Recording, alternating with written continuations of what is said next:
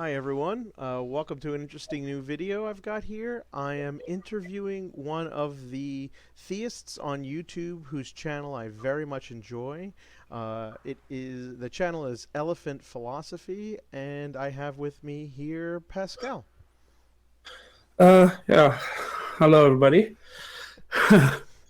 So thank you very much for coming on. I Yeah. found your channel a couple weeks ago. I think Cameron Bertuzzi shared a video of yours about how your views changed, and I loved it. Uh, yeah, Absolutely. indeed, you did. It was I had like, what did I have? 200 subscribers. Then I had 1,800 or something. I was pretty fortunate, you might call it. Yeah. Yep, divine providence. One might say. Surely. Yeah. So I started watching your videos and I was just like, man, this guy. I was like, you really went deep into philosophy, and what made me say I really want to have a conversation with you was our relative conversions were almost mirror images. So I started out as a Christian theist, and I started to deconvert. I found apologetics, and specifically William Lane Craig, and to use the 2020 Among Us themes, when I watched Craig's arguments, I thought Craig was sus. And you watched it as an atheist and became a theist and eventually a Christian. So I guess I kind of wanted to just talk about that. Like, I wonder if our respective opposite starting points had an impact. Yeah, I guess that's a sort of a psychological theme that sometimes you just shift from your initial position somewhere because you encounter a position that you didn't think was going to be that formidable or something. I don't know. That seems like something that just occasionally happens. So yeah, with me it was, I guess it was around 2009 watching William Lane Craig debate Christopher Hitchens. Yeah, I guess Hitchens isn't, let's be frank about it, he isn't that impressive, really, right? He's a great orator, great speaker. He was basically a great guy, but on the philosophy of religion, he wasn't really into it, and I think just Craig wiped the floor with him, and that initially sparked my interest in philosophy of religion, you might say. So I actually agree with you, even though this is atheist heresy. Um, the idea that Hitchens was like the Southern Baptist preacher for atheism. He will give a sermon that will put a fire in your belly, but there's not a lot of theological meat there. Just there wasn't much to chew on. But it'll make you feel good. And I agree. Yeah, I Oh, mean, go ahead. listening to Hitchens is great, right? Like but he was a political pundit for most of his life. I think his first recordings are stuff from the '80s. Like he was on firing line and stuff, you know.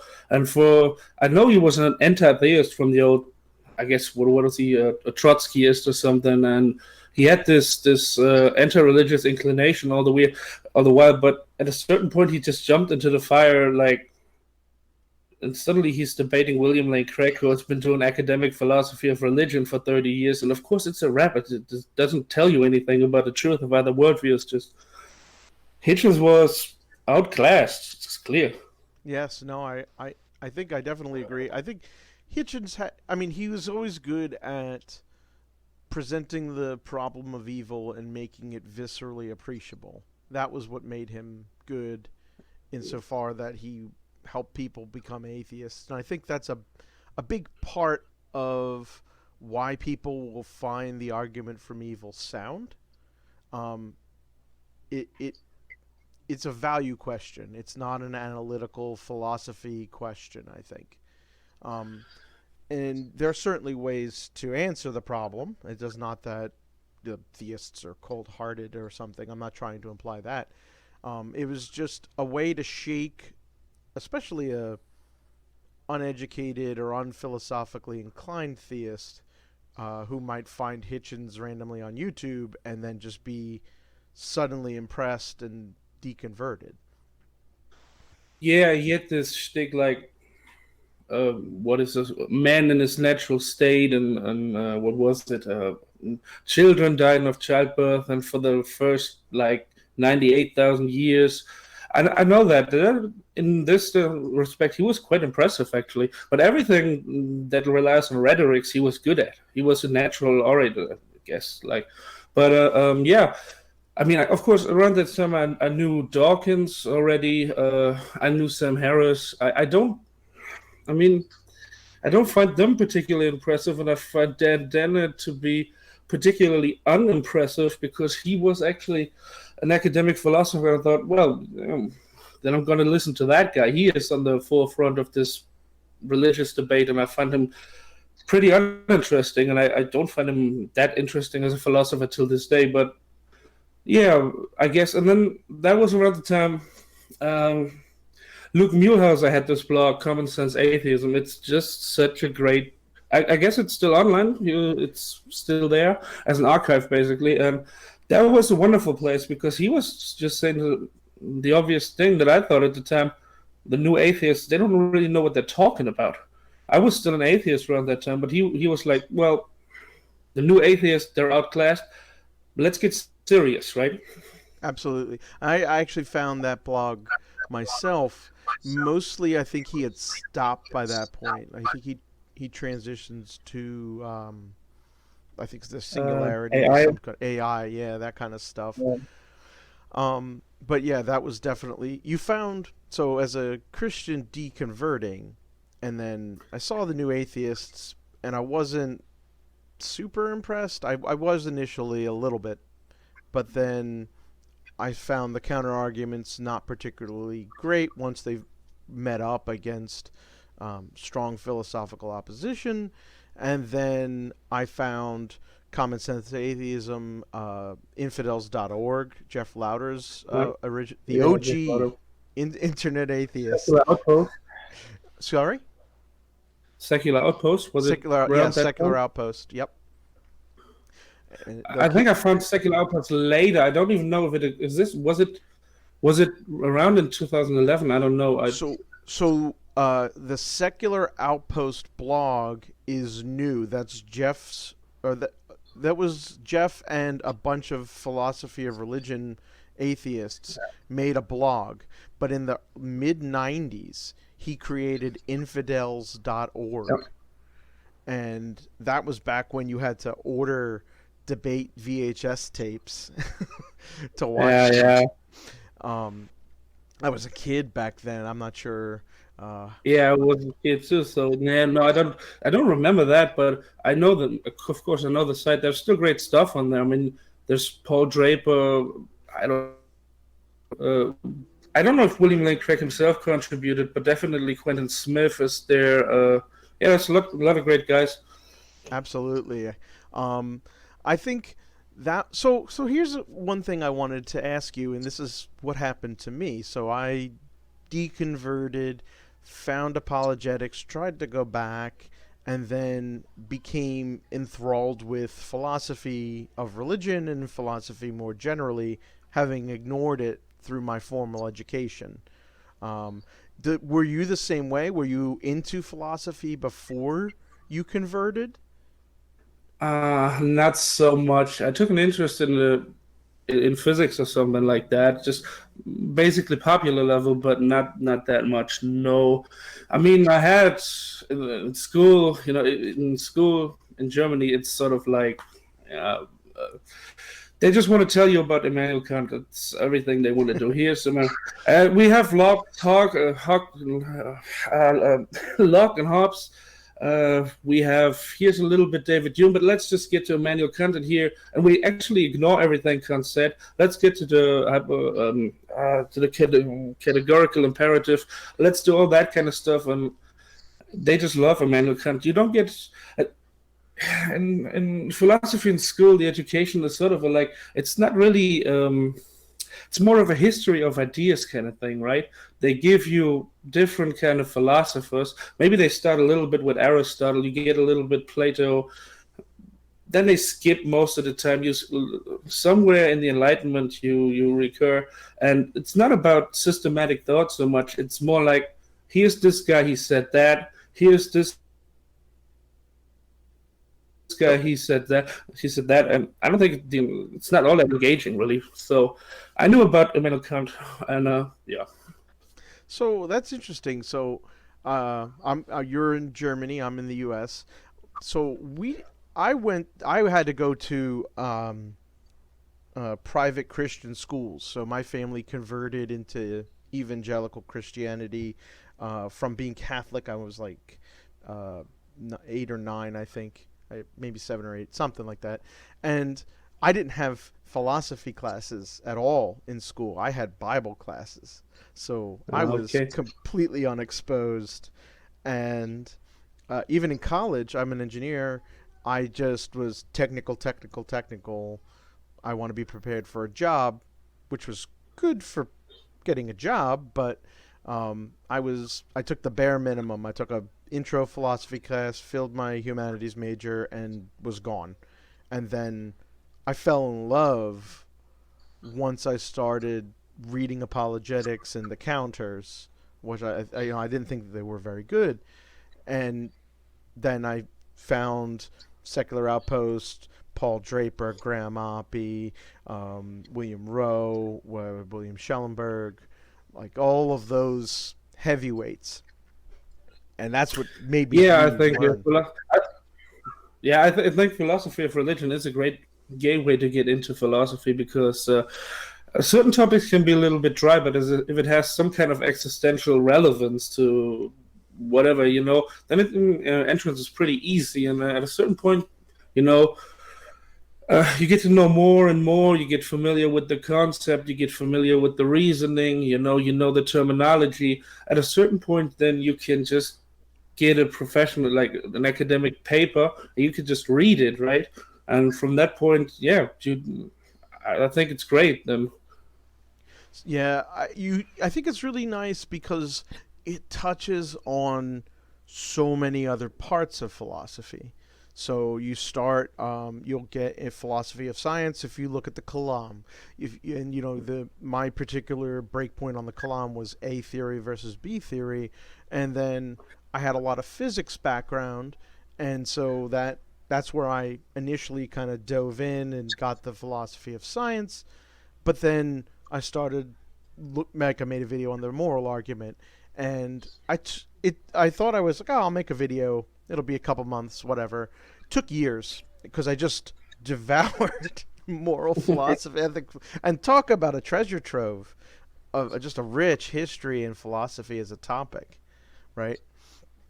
Yeah, that's generally in philosophy. That's why philosophy is so complicated that it almost never makes real progress. That is, at least according to consensus, because everything is so interconnected, right? You cannot do philosophy as an isolated subject because every kind of argument you make will always have some kind of relevance to other. There will always be assumptions made that are relevant to other fields, and well, you want to argue for your assumptions from other fields. Well, then you need kind of make arguments, and they of course spread out to other fields. It is so interconnected that it's of course one of the beauties of philosophy. On the other hand, maybe it's a curse. I don't know. Yeah. So I actually ended up. I wasn't planning on it. I made a video yesterday about specifically talking about being what they call William Rowe called a friendly atheist, an atheist who says theism is rationally justifiable. And even though Oh, it's Roe I who said that. sorry, yeah, Rowe wrote the categories. He made 3 categories of an unfriendly atheist, an ambivalent atheist, and then the friendly versus whether you think theism is unjustifiable or you don't have beliefs about it being justifiable versus saying, oh, this is rationally justifiable even if I think it's wrong. Yeah, I think that's just a common line, right? I mean, I believe atheism is rationally justifiable. I believe some kind of hard agnosticism can be rationally justifiable. It's just, I mean, we have webs of beliefs, right? And it comes along with the coherence according or with respect to other beliefs that you have. I just recently watched this debate. I mean, did you see this debate with Randall Rouse and Dillahunty? Oh no, I didn't know that Randall debated Matt Dillahunty. No. That was with T Jump and I don't know this some Indian guy. I really cannot remember the name. Was very friendly guy. They debated is I think is theism rationally justifiable, or is Oh it God, rational to no. believe in God? And oh yeah, there was most of the it wasn't the most friendly exchange, I guess. Oh no. Like, so I've had a relationship with Randall Rouser for a number of years, and uh, I actually know you from Randall's blog back in 2015, I guess. really. Yeah, I remember that. Yeah. We had some exchange, sometimes heated exchange with him. I don't remember that. I've been there. I know. Oh, as yeah, I mean, I've yes, we've certainly gotten heated, but absolutely respect the man. I Yeah. reviewed his latest book very favorably. I thought it was good, and we had an exchange about my video on countering the resurrection argument, and I we expressly wasn't a formal debate, more of a discussion, and it's a quasi debate. And he had some things he said that I think I want to make a video response about. But in general, I he's the guy who taught me that it's silly to argue that theism is irrational or that it can't be rationally justified because of the nature of metaphysical and philosophical debate, like you mentioned. Um, Yeah, I got to know him the first time. It's a long time ago, but the first thing I knew about Randall was the title of his book. You're not as crazy as I think you are, or is it something? Or as Something I, like yes, yeah, you're not as yeah, crazy as yeah, I think. Yeah, and yeah, he had this little video series that was this age old 3 to 5 minute YouTube videos where he just laid out some basic things, and then I found his blog. yeah. I've been He's. there. Oh, go ahead. No, I've been there. I'm reading Randall for like 10 years now. That's all I wanted to add. Yeah, I think I've been reading him for some time as well. A lot of posts on my blog are responses to things that Randall will say, and I mean we obviously disagree, but I think it's hard to find people on either side who will say the other atheism or theism is rationally justifiable, right? And that was one of my points in the video I made was both sides are rationally justifiable, and I think we need to admit that and also kind of be frank about what the state of play is in the philosophy of religion insofar that it's very subjective in what you find intuitively plausible in terms of a bunch of philosophical premises in the topic of metaphysics, and then based on what you find more or less plausible is whether or not arguments are going to work out for you to make you a theist or an atheist. Yeah, I mean, believe Randall has this philosophical background in epistemology. I think he actually said in lectures with Alvin Plantinga back then, and yeah, I think he's really coming from a more epistemological angle where he realizes that there are different kind of webs of beliefs and stuff. That people come from very different places, and that's when he really clashed with Dillahunty in this, this debate. Oh Because man. if you get into a debate and you deny the rationality of your opponents, what kind of common ground will you ever find to just have a normal discussion? That's why it was such a weird experience, right? But Rouser and Lauder, they sort of are this tag team. It's kind of funny when they kind of annoy, or you could say piss off the people on their own side because they're a little bit too respectful to the other side, and I enjoyed that. Yes, I woke up this morning. I made my video last night at like 9 o'clock p.m. and then I woke up late because it's my off Friday, and I checked my notifications, and I've got a bunch of atheists yelling at me, saying you've conceded too much. This theism isn't I've seen that tweet. rational. Yeah, I've seen that tweet. It's like you got to be kidding me. Um, I guess the point is though, I'm particularly pessimistic about metaphysics and philosophical debate solving this issue. And I certainly didn't start that way. When I deconverted, I was like, rationality points to atheism and the whole standard tribal, theists are irrational. And then when I got serious about studying philosophy of religion, that's when I realized that view's just straight wrong, right? They are rationally justifiable. This is how the field of metaphysics works, right? Yeah, And it's a complete different mindset, right? yeah, That's I think you can very easily spot if somebody has been in touch with philosophy over a longer time, because that is a kind of, it's a different kind of attitude, a mentality to the approach of big questions, I think. yeah.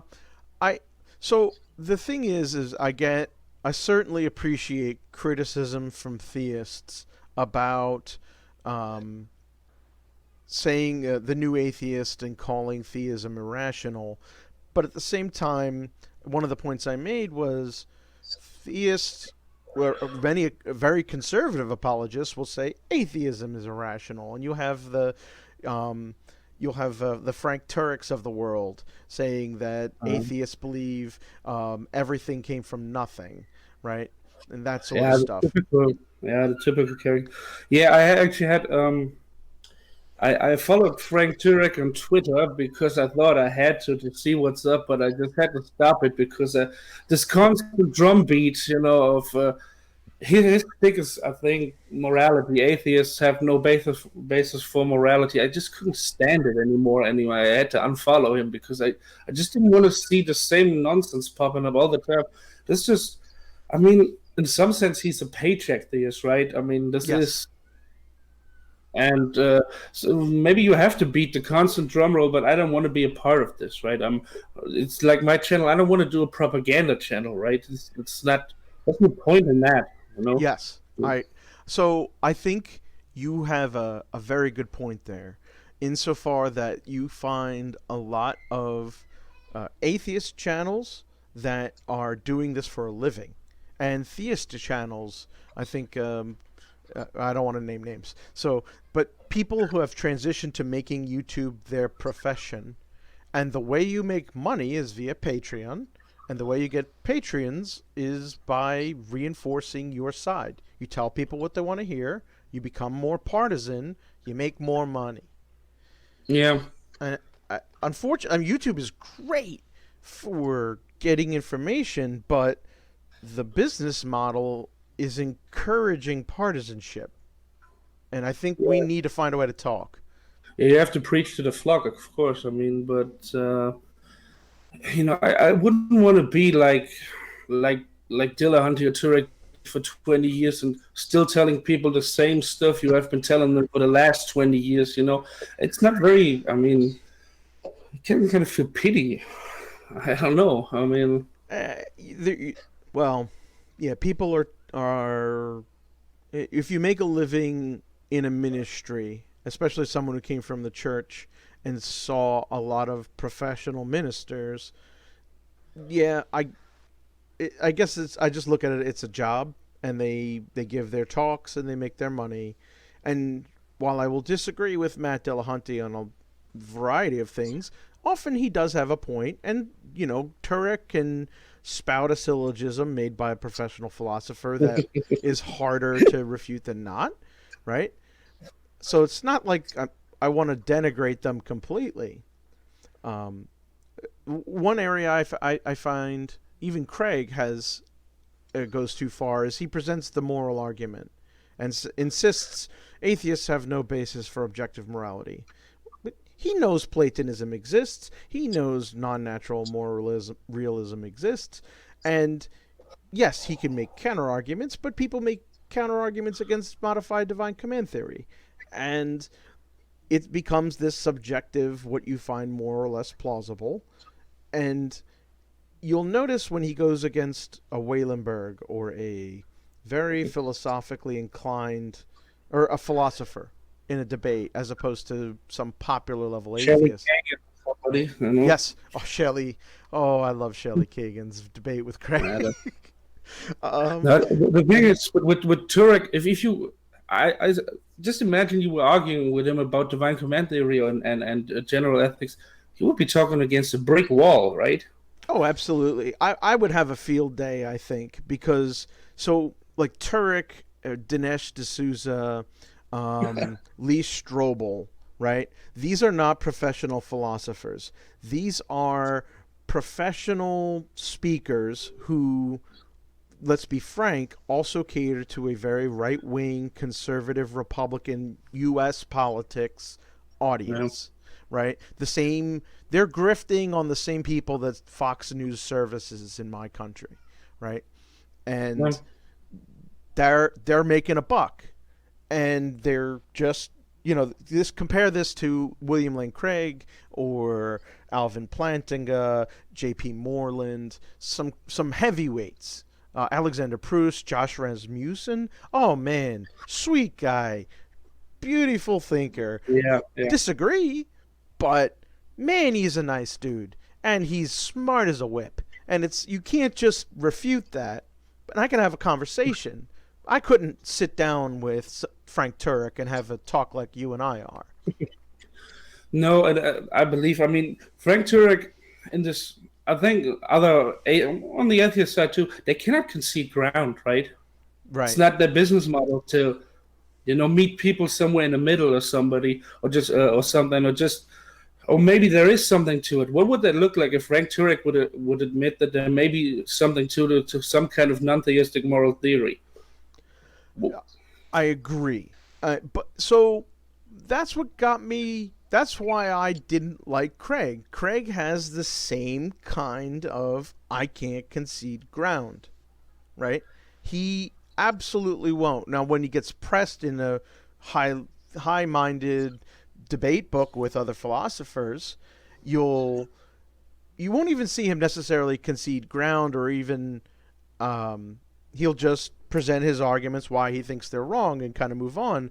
But there's no acknowledgement of, oh, atheists have a workable moral realist theory as well as we do, or that the Kalam might not be sound, right? Or they have an answer to the beginning of the universe that's perfectly compatible with atheism or naturalism, that sort of thing. Um, Yeah, I believe Craig once said that he's an apologist first and a philosopher second. Don't quote me on that, but I believe he said that. I Uh, I I wouldn't be think I surprised. think it comes naturally because he said work for the Lord, of course, comes first, but you can have a different perspective on that. But yes, Craig has certain problems with conceding ground too, although he is not in the Frank Turek category. He is, of course, far more intelligent, far more well read and stuff.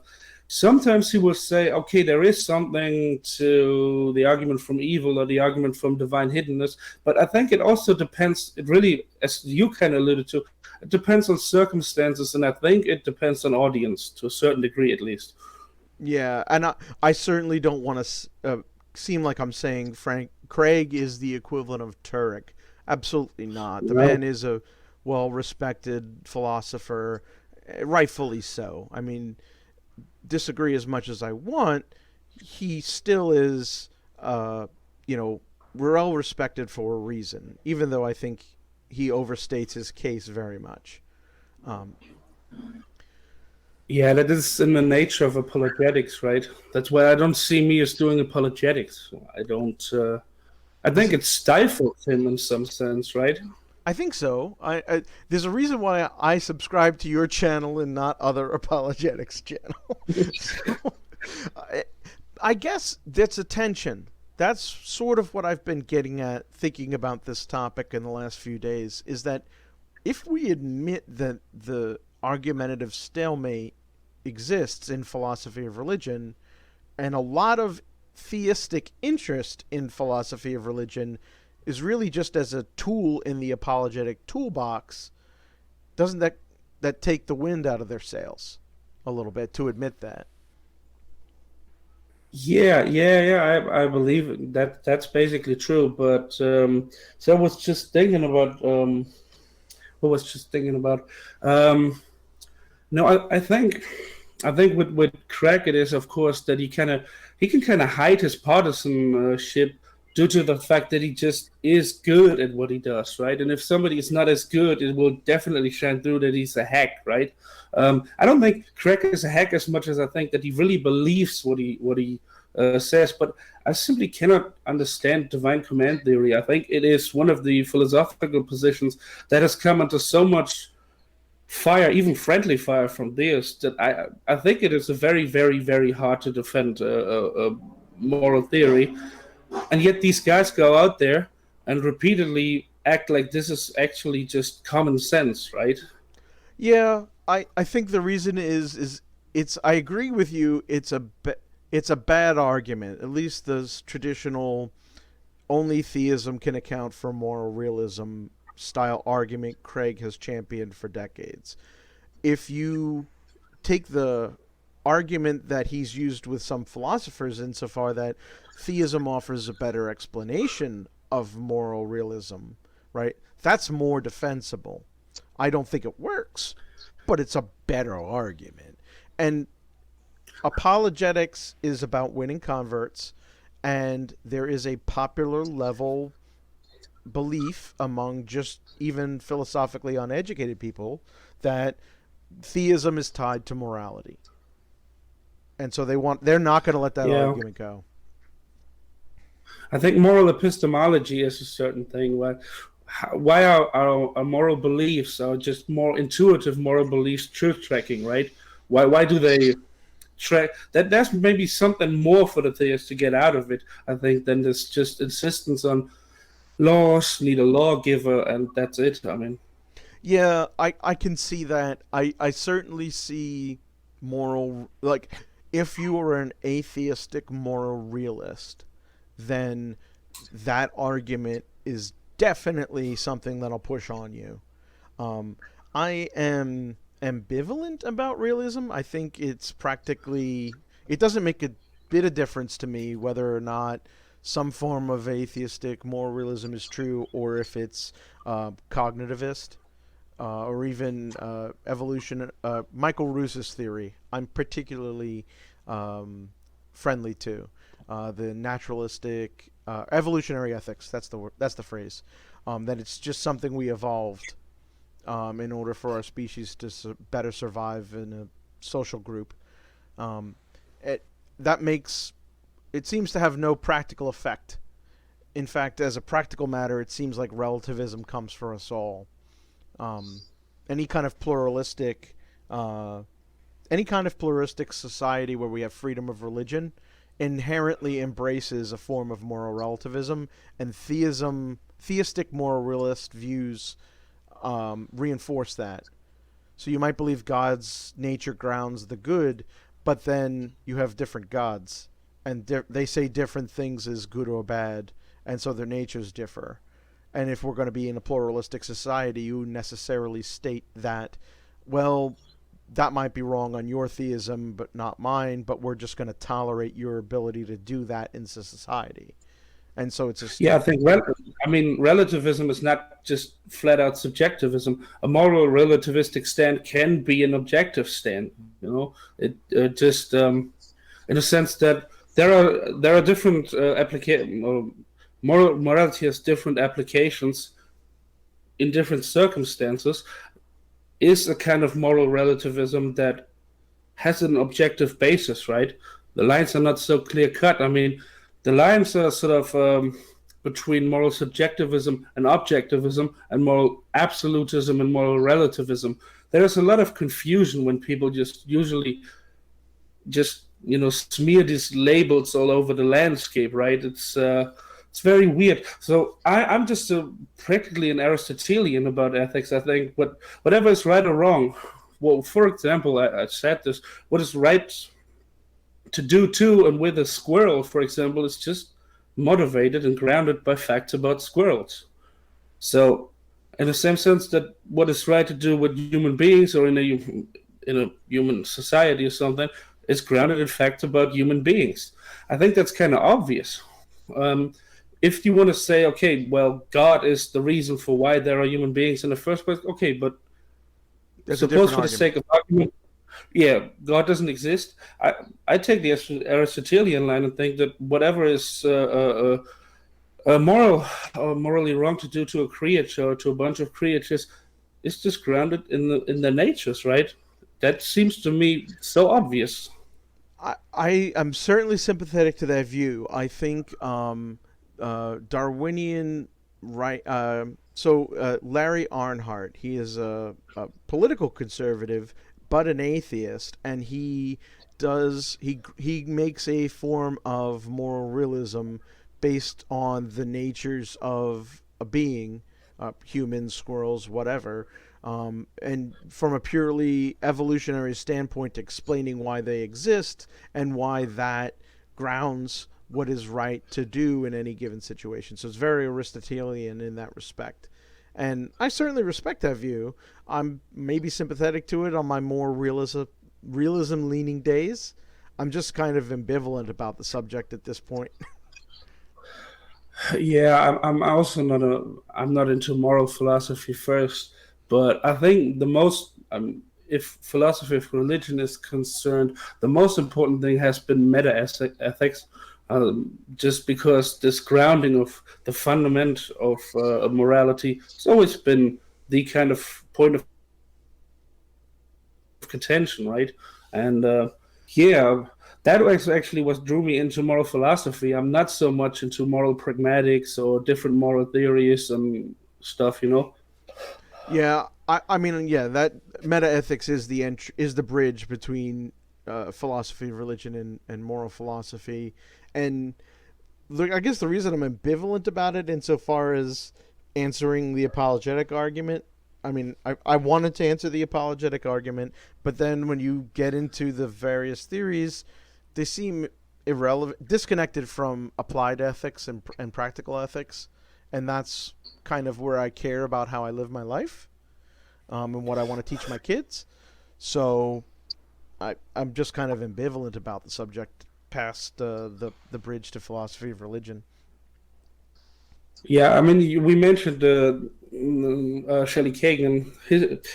His debate with William Lane Craig didn't really go any well for William Lane Craig. I No. mean, uh, you cannot just sit there and just repeat the same phrases all over again. And there was somebody who really actually made some kind of an effort to understand your position, but I think it was really a little bit too vacuous there, you know. And Craig isn't a philosopher of ethics or morality first, so yeah, but maybe then it was a bad idea to step into the lines then with somebody who specializes in that field. Even though I must say, I don't find social contract theory that Kagan espouses all that convincing, and his meta-ethical approach, I don't know if I would subscribe to that, but he just came across so much more articulate, so much more flexible, so much more intellectual in that debate. It was almost shocking, I must say. Yeah, he did. He did. That's one of the debates you'll find where like people say, "Well, Craig lost," and it's important insofar that it shows having those examples. That was Craig's shtick. Is I'm the unbeatable apologist, right? And then a lot of Yeah, pop theists who want to say atheism is irrational kind of champion Craig because he's their fighter. But then when he loses, once you've built up that far, it just comes crashing down, yeah, right? And so that kind of a view, whether you do it to William Lane Craig or Richard Dawkins or Sam Harris or pick yes, somebody, right? These professional speakers, um, you know, you're setting yourself up for failure. That's not how the field of yeah, philosophy works. yeah. The taller they are, the harder they fall. Yeah, I thought that was this. That was still a good debate because I actually could take the side of a non-theist for once. um, but it is sometimes. I mean, this is the same with the Sean Carroll debate. I don't find that Sean Carroll completely outclassed Craig or just completely humiliated him. Which, from the atheist side, it's like I watched that debate. It was not even that much of an interesting debate. See, I get. now I'm gonna. We're done. No, I thought Carroll did a great job in that debate, insofar as he was rebutting Craig's arguments. And so when he did the quantum eternity theorem, and when he brought up the I'm forgetting the name of the model, because Craig went after the Carol Chen model, and Carol's like, look, that's a speculative thing I did with a grad student.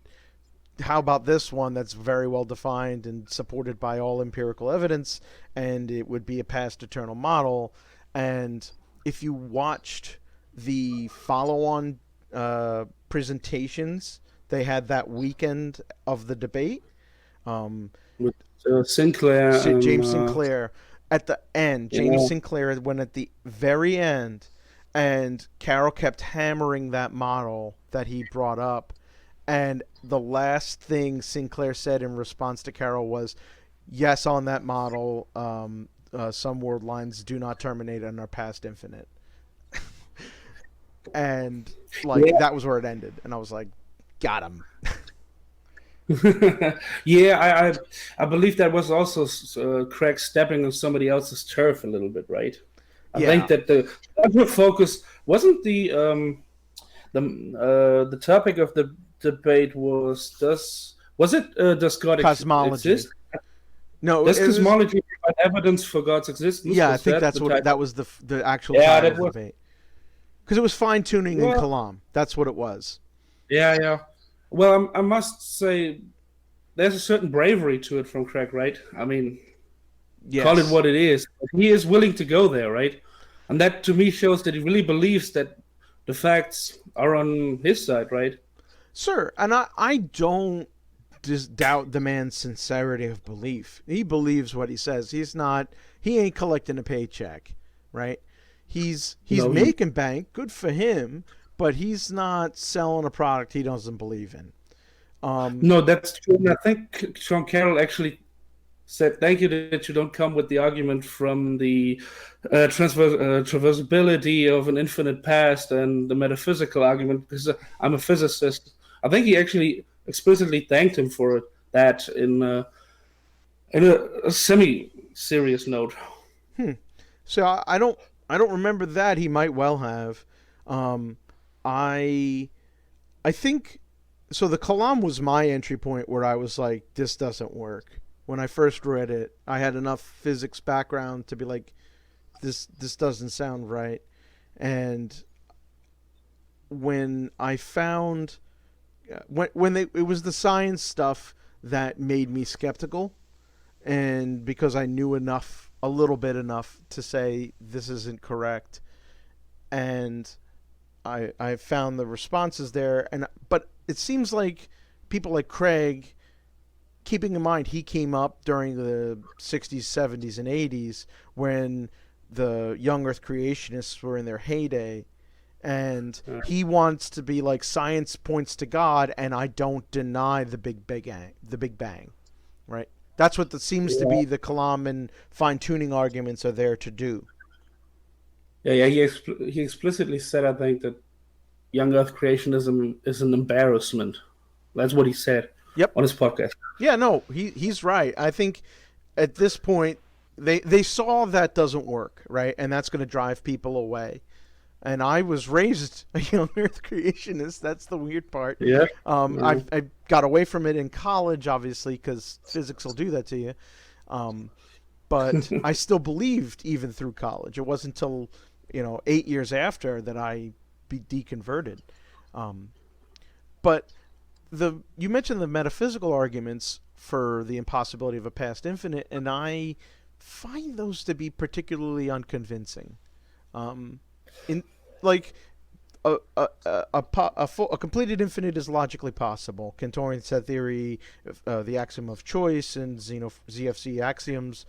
It's just so well established. You can't prove it to be logically impossible. And when you argue over metaphysical possibility, we're talking about what people find subjectively plausible or not. And yeah, Yeah, I would say there are problems with actual infinities, but I'm actually somebody who believes actual infinities may very well be possible. I take the line of Alexander Proust that causal finitism is more plausible. And if you have causal finitism, it doesn't matter if you have an actual infinite. the paradox arises when infinitely many things stand in causal relation to each other. Yeah, And the Grim Reaper paradox. yeah, and the Proust-Kuhn's paradox and all that stuff. I mean, Alexander Proust is a B theorist, and he believes in an infinite future, right? Yeah. In heaven, right? Yep. So he has to he has to be committed to the existence of an actual infinite, right? Yep. And so Proust is he's an interesting guy. I remember because I would get my response to the Kalam a lot was on the B theory, and I think philosophy of science strongly supports the B theory, or at least counts against the A theory. And people would tell me, Alexander Proust, go read Proust. He's got this Kalam for the B theory, and if you read his paper, he concedes that the thing that always exists could be the universe. He doesn't necessarily have to be a god. He goes to other arguments.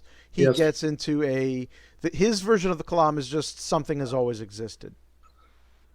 I think. Yeah, and then from there, I know that. Yeah, I mean, Proust is actually a guy who will entertain everything that you can coherently express. He will think about it, right?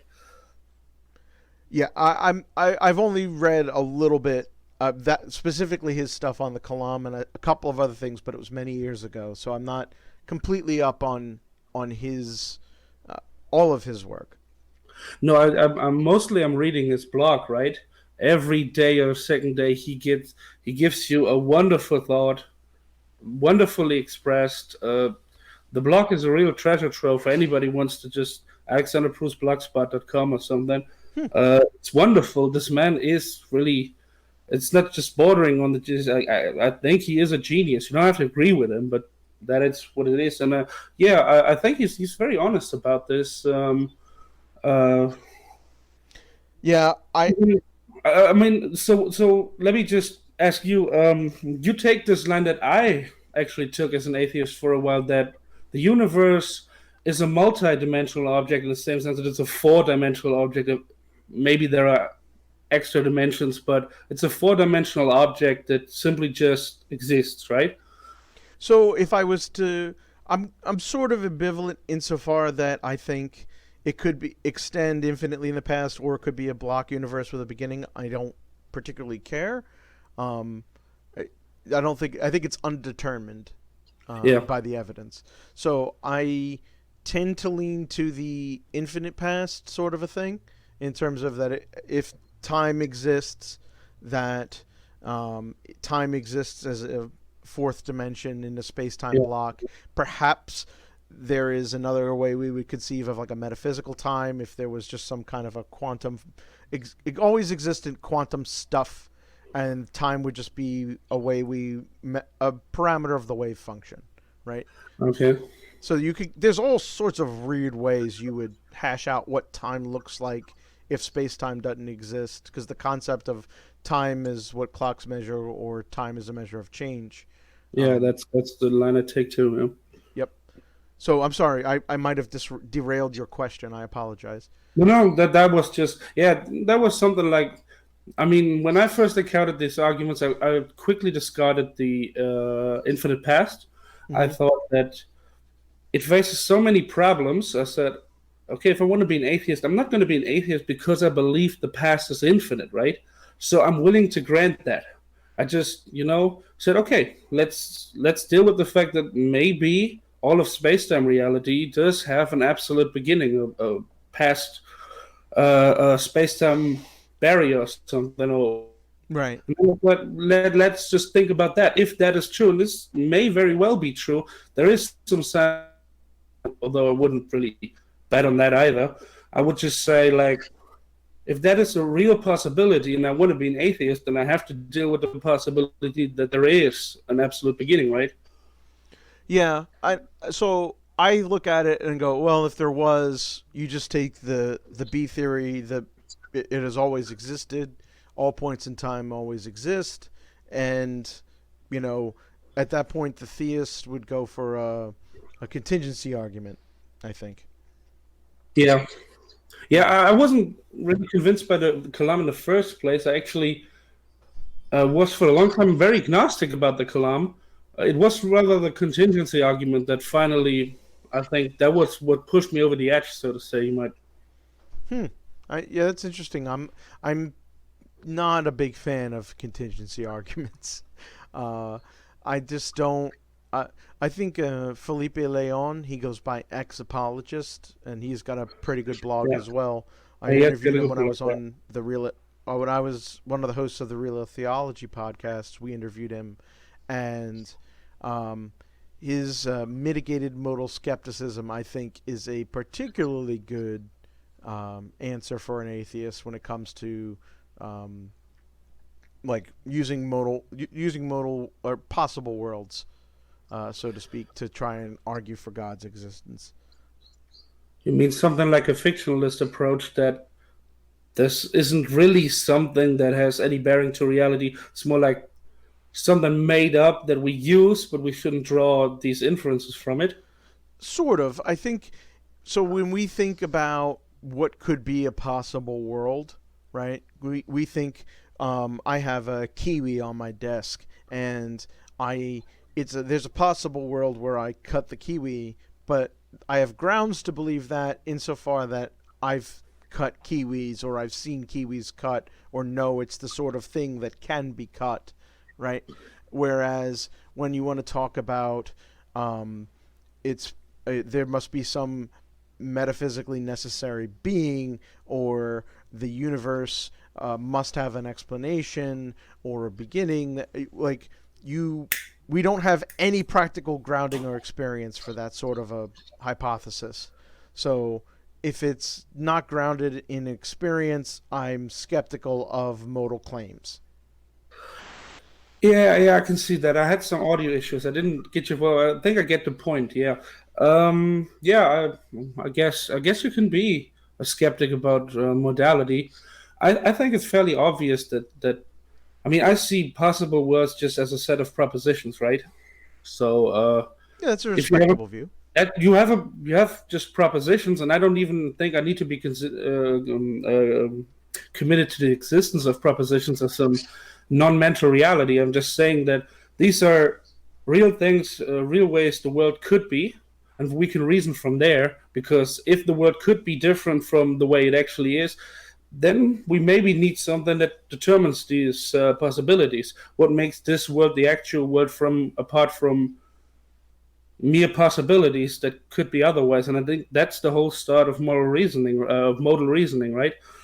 Right. So I guess the one other problem I have with those kinds of things is we say, well, this looks obviously it looks like the world could have been different, right?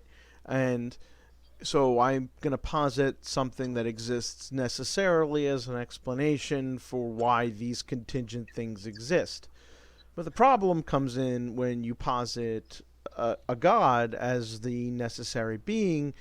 Well, especially when it comes to all the other beliefs that people have about God, whether Christianity or just like people who hold that God's nature grounds good, right? Um, God starts getting all sorts of contingent brute properties, right? I think everyone's views will terminate with some set of brute facts. And I see no difference between there being brute facts about material reality versus there being brute facts about God. So if you're a Christian and you believe God is a trinity, that's a brute fact about God. I think that's inescapable, right? If you're a Christian. So I think that's a unique issue for Christians, but if you hold that loving is good because God's nature is loving, well then the properties of God's nature becomes its own subset of brute facts. Yeah, what I think is there's a kind of funny symmetry between the Kalam and the contingency arguments. When you have in the contingency argument a necessary being, you need to kind of explain why contingent facts kind of follow from a necessary being, right? Unless you get modal collapse. Right. If what necessarily creates this world, well, then you have one world, one possible world. Yep. The answer is normally something like contra-causal free will. Now let's skip to the Kalam. If you want to explain how God can act out from a timeless state, you end up with something like contra-causal free will too. Yep. And I've long since got the impression that this is one of the key differences between a naturalistic view of the world and a theistic view of the world, because it comes very much down to this concept of contra-causal free will. And I can very well understand if somebody says, I think it's just incoherent. Yes, that's definitely if you undermine, contra-causal libertarian free will, you undercut a significant amount of theistic philosophy. I do think even with like contra-causal free will in God in a timeless state, I did see your very recent video on that. Um, I think there's a problem insofar that the fact that we have a uh, finite past is as much a problem there because I think a contra-causal free will, if it is coherent and exists, is necessarily a temporal process, right? So if God exists in a timeless state, what makes him create versus not create at any given point, right? If we're 13 billion Yeah, years my, old, my view is not so much the William Lane Craig line where he thinks of, I don't even know if I really understand what they mean by timeless state, or if it's even coherent. They think of this eternal undifferentiated moment that sort of that is like a mode in which God exists. I define it very pragmatically, simply as something that doesn't necessitate change, but you know, but still brings about change. I just say if it necessitates change, that is to me the definition of being temporal. Sort of, it yes. will necessarily bring about change, right? That's my idea. I don't know what their idea of a timeless state really is. I don't think it's coherent, if it's anything. What to me is simply God's free choice. God could remain unchanged, and he can create. And you can kind of define this modally. There's a possible world where God remains unchanged, and there is a possible world in which he brings about change. And that's what, to me, is the core of this timeless state. It's a very so I guess the issue I have there is in God God deciding to create, I think, is itself a necessarily temporal process, right? So, am I going to create now? No. Am I going to create now? No. Like at some point, there has to be a flip to go from the timeless state to deciding to create, let alone creating. I think just because I think minds are temporal entities, right? And, Yeah, I and, think, and free will is necessarily a function of a temporal mind. yeah. What I think is just in its initial state, God is already willing to create. So there is not a transition from God's mere intention to create to him exercising his causal powers. I think it's just one and the same. It's just in that moment, God freely decides to create. So the problem there, I think, is if he eternally wills to create, but doesn't until some point, then there's a waiting period between willing to create and creating, and that's temporal. I don't Yeah, I don't there know will how I be. don't know how to understand it any other way. No, I just think directly in its initial timeless state, he just creates. And the state is timeless because he could have refrained from creation. That's my view, right? Mm. What makes his initial state timeless is simply that he has the ability, if he so will, to just remain in this state. There's nothing about the state that necessitates that change occurs, right? That's what makes it timeless. This is all now very abstract and it's very Yes. arcane. There's some people getting very excited about some very arcane details. I just wanted to highlight that libertarian free will, this kind of not creature, this kind of essential freedom, right? Hmm. Is very at the heart of this, and I think this is really a point of rational disagreement because while I don't think that anybody has clearly shown that libertarian free will is just incoherent, I think there are reason to suppose so, right? Yes. There are I haven't followed the debate specifically, that far, and perhaps I should have, because you're right. This is such a central issue. Um, my a, a lot of so there's this will to create in terms of the cosmological arguments. Then libertarian free will is used as a theodicy for the problem of evil, and I always found that weird because God, by definition, can't have libertarian free will with respect to morality. If God is necessarily good, then it's logically impossible for God to do anything immoral. So then, why create beings with the possibility to do evil? You could have just had everybody be in heaven anyway. But that's its own special kind of argument. Yeah, this actually mirrors this kind of argument. I made a video on that. The argument from impassibility.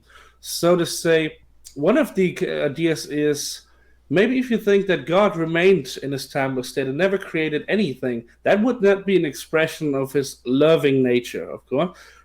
If he doesn't care, if he is so impassible that he just is not sort of external circumstances don't matter to him, if he's so self sufficient and just remains in his initial state, would he then really be, in this sense, all loving? But if his all lovingness entails, sort of necessitates that he creates, does he then create it freely? Or is this just because then you would say he creates by necessity, right? Yeah, that gets weird. He is no longer free to not create, right? Right. That's a very. At first, I didn't even think that was so much of a problem, but then I read this paper by R.T. Mullins, and then I decided that's good. Yeah, no, there's legs there. That's really great.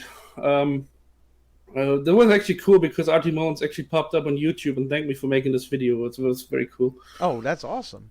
Yeah, that was great. And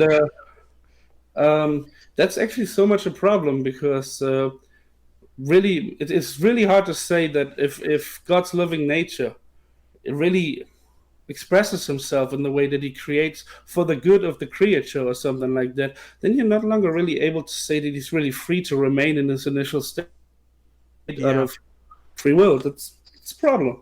No, I agree. I definitely that was one of my main deconversion points because I came from a conservative theological background and I can't read the passages about hell in the Bible without seeing it being a real part of it. I find the arguments against the way people get to annihilationism don't really make a lot of sense to me. I guess it's part of my bias.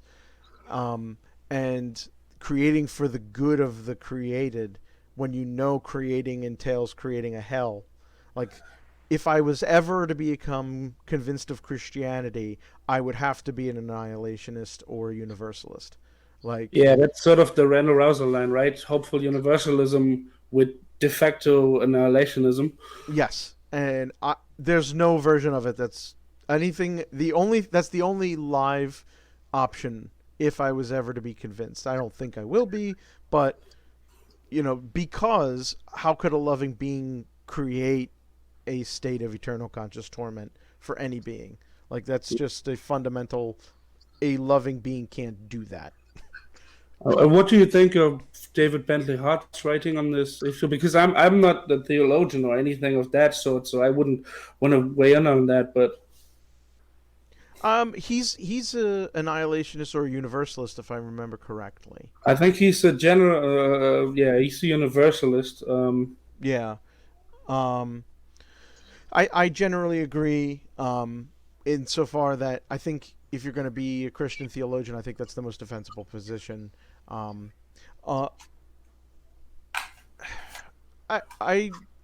appreciated his view. The issue that was the response to him is if you hold to annihilationism or universalism, you basically give the atheists what they want. There's no justice. An atheist expects to not exist, and they won't suffer any consequences for their bad actions. Did you see? I guess you did. Did you see this tweet from Frank Turek where he said, "Well, if universalism or annihilation was true, why did Jesus? Jesus die?" before. I thought, like, oh my god, this is yeah, that was a silly one. Yeah, I would probably be universalist, but I don't. I'm not that fit on proof texting from the Bible, so I wouldn't. I wouldn't presume that the issue is universalism or something like annihilationism may be very well philosophically better defensible. Now, on biblical grounds, I think the matter is way more complicated than that. Agreed. Yeah, I think the Bible as read gets to eternal conscious torment is what was believed by the majority of the biblical authors. Um, Yeah. and Well, I believe that in a lot of places in the Bible, what they actually are talking about is overcoming death. So when Jesus like says, "Those will have eternal life that follow me," I think the issue is not so much of punishment in the afterlife. It is, I think, the focus there is most of the time is more on overcoming death. I could see how one would interpret it that way. That was not. I was, like I said, I went through most of my schooling, went through Bible classes, and the hermeneutic that was basically taught to me favored the eternal conscious torment interpretation. I at least appreciate how a Christian could interpret it that way. Um, so Well, I see it that way because in Judaism, apart from that, there was no clear conception of any afterlife. You can read books of the Old Testament that basically say there is no afterlife, right? And I think the issue at that time, when you have Jesus saying these things, it is more a question of if God is so great as that He will overcome death and will sort of set things right. I don't think that, at least in the most of verses, I don't think that punishment or some sort of bifurcation in the afterlife is really the issue. yes. So one of the arguments is about what was believed by Jews in the Old Testament or Jews today. They walk among us. We could talk to them. They're very nice people. I was born in Bensonhurst. Anyway, the there's that, and then there's obviously the Hellenistic philosophical influences, which is where ideas of hell kind of came in and influenced Jewish thought in the first century, which influenced the writers, right? So that's more of a naturalistic take on the authorship of the Bible, right? So I can understand why a Christian wouldn't go that way.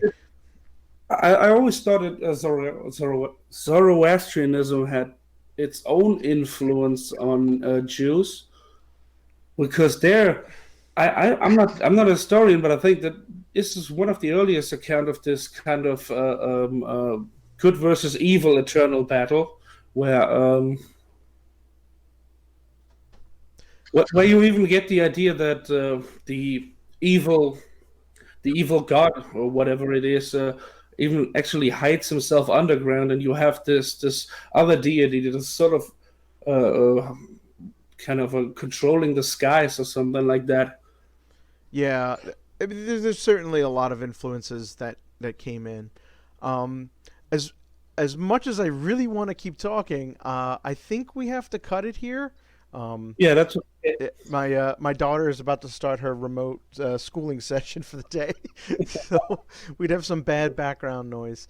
But I really appreciate this conversation. It was a wonderful time, and I strongly Yeah, encourage people I to check out your enjoy- channel.